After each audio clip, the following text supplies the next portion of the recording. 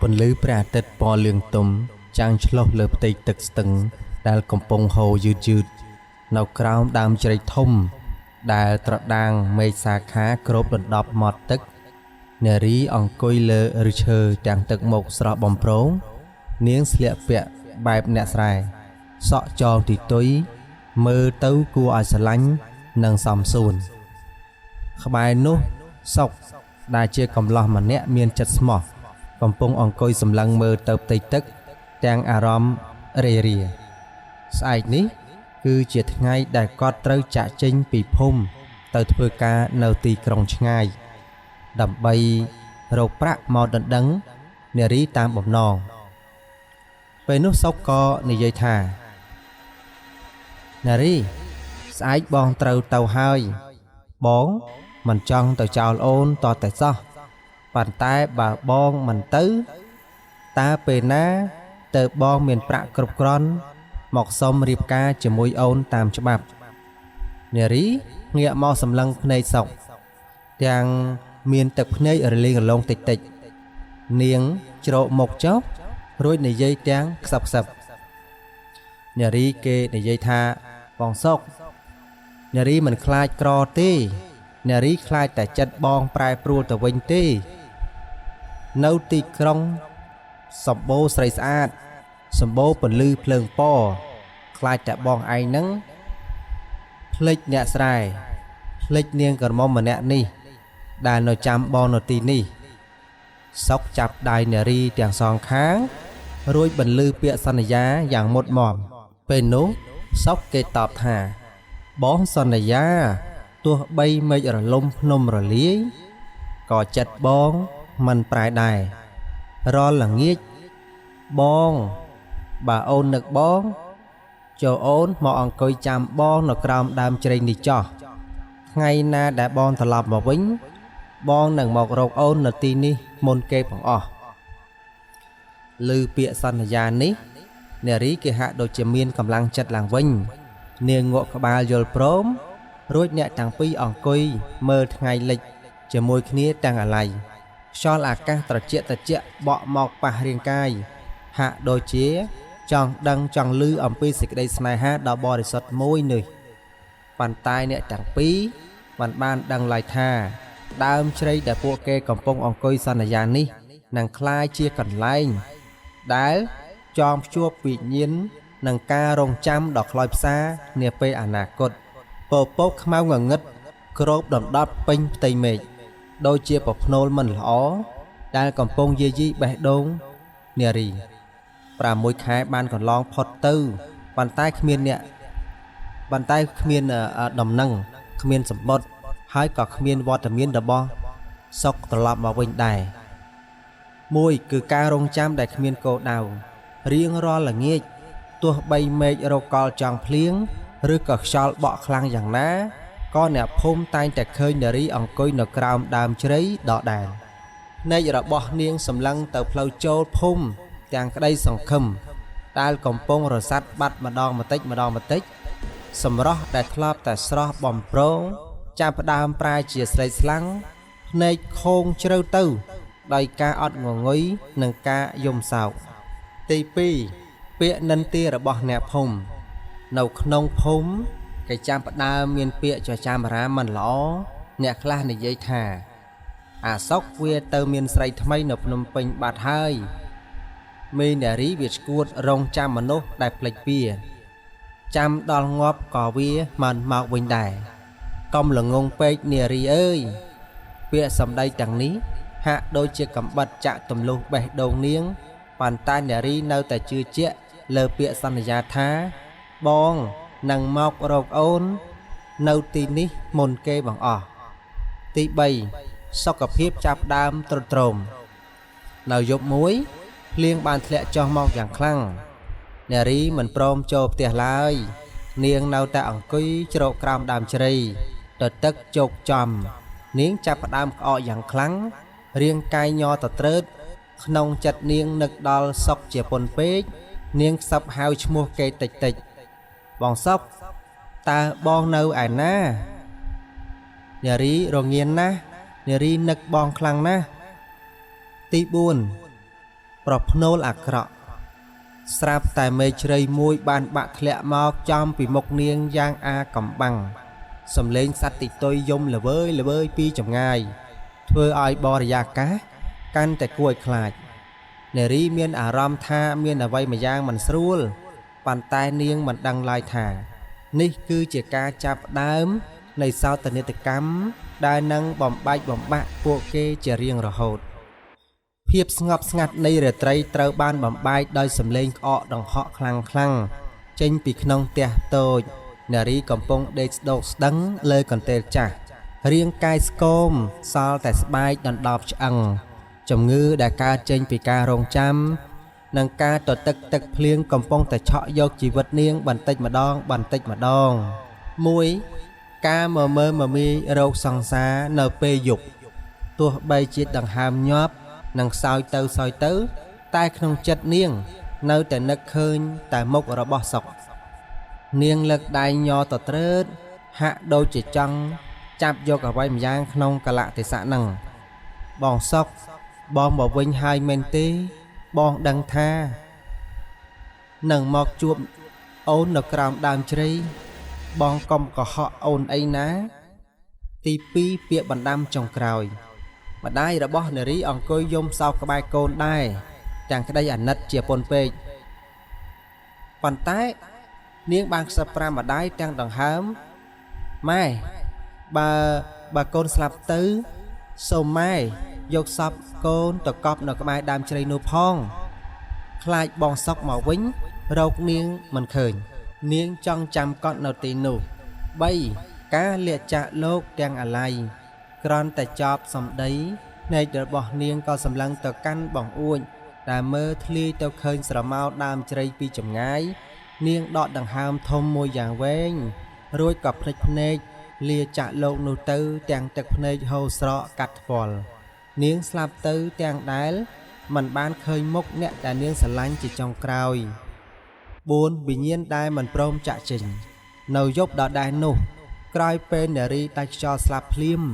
ស្រាប់តែមានខ្យល់កន្ត្រាក់មួយយ៉ាងខ្លាំងបក់បោកមកលើភូមិអ្នកភូមិម្នាក់ដែលដើររកត្រីទាំងយប់បានឃើញស្រមោលស្រីក្រមុំម្នាក់អង្គុយសញ្ជប់សញ្ជឹងនៅក្រោមដើមជ្រៃមាត់ស្ទឹងទាំងដែលសពរបស់នារីនៅលើផ្ទះនៅឡើយនាងមិនមែនជាមនុស្សទៀតទេតែគឺជាវិញ្ញាណដែលចងជាប់ដោយពាក្យសន្យាក្រោយពិធីបុណ្យសពបានបញ្ចប់ទៅភាពស្ងប់ស្ងាត់ខុសពីធម្មតាបានគ្របដណ្ដប់ពេញភូមិទាំងមូលគ្មានអ្នកណាម្នាក់ហ៊ានដើរកាត់ផ្លូវមាត់ស្ទឹងនៅពេលយប់ឡើយប៉ុន្តែរឿងរ៉ាវរន្ធត់បានចាប់ផ្ដើមលេចឡើងចំពោះអ្នកដែលមិនជឿ1ការលងបន្លាចលើកដំបូងបរោះភូមិម្នាក់ឈ្មោះថាម៉ៅ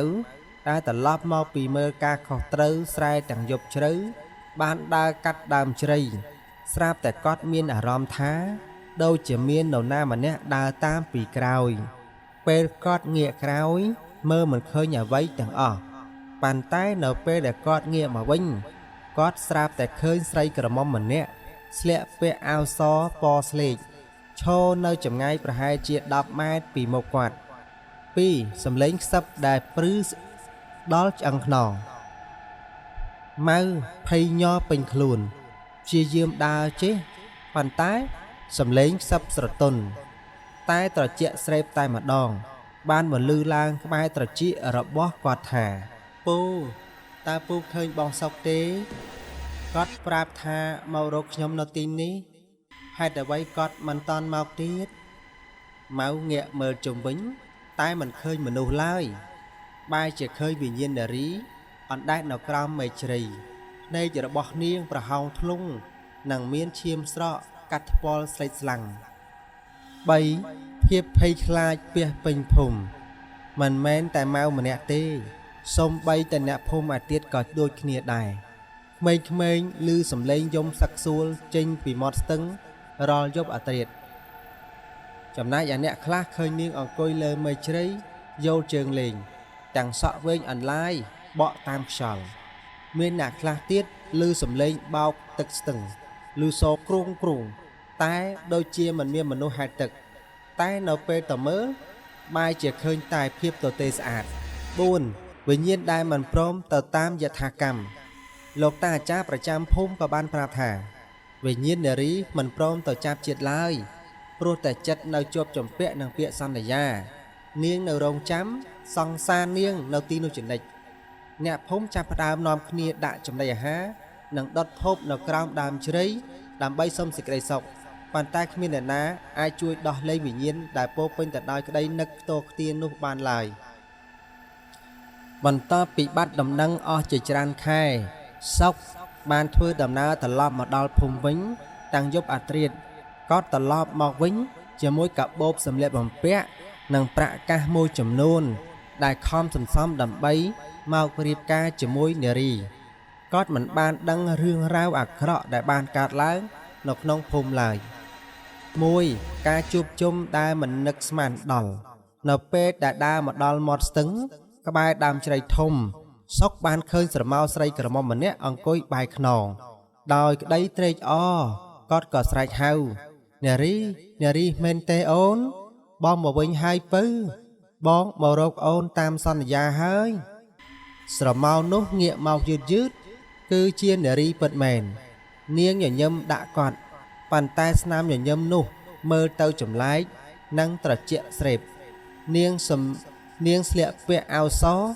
ដែលគាត់ធ្លាប់ឃើញពីមុនប៉ុន្តែពណ៌ស្លេកដូចជាក្រដាស 2. សម្ដីត្រជាក់ដល់ឆ្អឹងខ្នង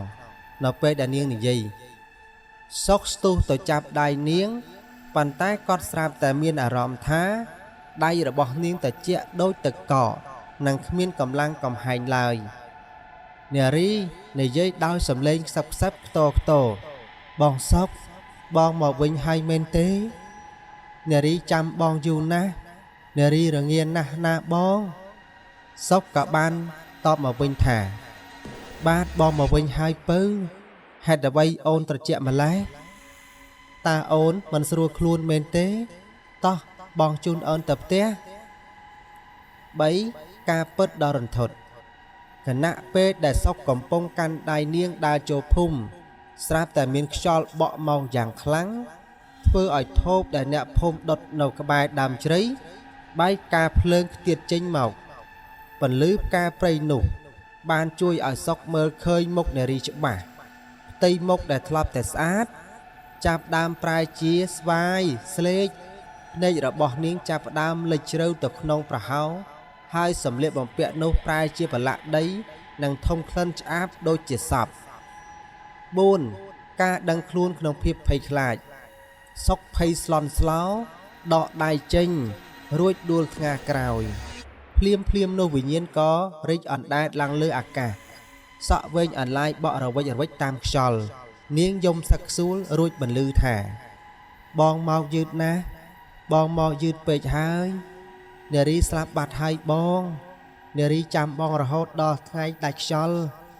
សុកស្រែកឡើងទាំងភ័យរន្ធត់រួចក៏សន្លប់បាត់បង់ស្មារតី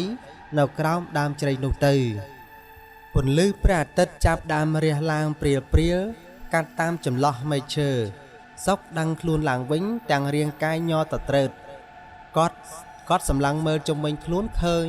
ភាពទទេស្អាតនិងធូបដែលឆេះអស់សល់តែផើងនិងធូបដែលឆេះអស់សល់តែជើងអ្វីដែលគាត់បានជួបកាលពីយប់មិញមិនមែនជាសបិនឡើយសុកបានរត់ទៅផ្ទះនារីទាំងក្តីសង្ឃឹមតិចតួចបំផុតដែលនៅសេសសល់ប៉ុន្តែអ្វីដែលគាត់ឃើញគឺផ្ទះដែលស្ងាត់ជ្រងំនិងម្ដាយរបស់នារីដែលកំពុងអង្គុយស្លង់ស្លោជូតរូបថតកូនស្រីពេលឃើញសុកម្ដាយនារីយំសឹកខ្សួលរួចនិយាយទាំងអួលដើមកកូនអើយនារីវាចាំឯងរហូតដល់ដង្ហើមចុងក្រោយមកវាមុនវាងាប់វាផ្ដាំឲ្យយកសពវាទៅកប់នៅក្រោមដើមជ្រៃព្រោះខ្លាចឯងមករកវាមិនឃើញសុកស្លុតចិត្តដោយមេឃរលំសង្កត់លើគាត់បានរៀបចំទេយ្យទាននិងគ្រឿងសក្ការៈបូជាទៅកាន់ភ្នោតតូចមួយដែលនៅក្បែរដើមជ្រៃនោះគាត់លុតជង្គង់យំយ៉ាងខ្លាំងនៅមុខភ្នោនារីបងសុំទោសបងខំធ្វើការដើម្បីអនាគតយើងទាំងពីរ តែបងមិននឹកស្មានថាវាធ្វើឲ្យយើងត្រូវបែកគ្នាជារៀងរហូតបែបនេះសោះបងមកវិញតាមសន្យាហើយបងមិនដែលភ្លេចអូនឡើយខណៈដែលសុកកំពុងបួងសួងនិងដុតធូបឧទ្ទិសកុសលស្រាប់តែមានខ្យល់ត្រជាក់ស្រទន់មួយបក់មកប៉ះពាល់គាត់ក្នុងផ្សែងធូបដ៏ស្ដើងវិញ្ញាណនារីបានលេចរូបរាងឡើងម្ដងទៀតប៉ុន្តែលើកនេះផ្ទៃមុខនាងមិនគួរឲ្យខ្លាចដោយកាលពីយប់មិញឡើយនាងមានសម្រស់ស្អាតដោយកាលពីនៅរស់ទឹកមុខនាងមានស្នាមញញឹមដ៏ស្រទន់និងសន្តិភាពនាងក្រវីដៃលាសុកយឺតហាក់ដូចជាចង់ប្រាប់ថានាងអស់កង្វល់ហើយនាងបានទទួលដឹងនៅក្តីស្រឡាញ់របស់គាត់ហើយរូបរាងរបស់នាងចាប់ផ្ដើមរលាយបាត់ទៅក្នុងពន្លឺថ្ងៃប្រលឹងបន្តិចបន្តួច